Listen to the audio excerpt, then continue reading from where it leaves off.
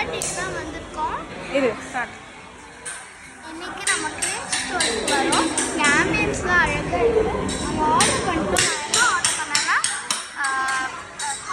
Hotter கேண்டியும் magic box ஐஸ்கிரீமும் வாங்கணும். இப்போ எல்லாம் அப்படியே இப்படி இப்படி கொடுக்குறாங்க. கற்று வர டைம் மாதிரி இங்கே ஆம்பியன்ஸ்லாம் பயங்கர இருக்குது. இன்னைக்கு என் பர்த்டே மறக்காமல் கமெண்ட்ல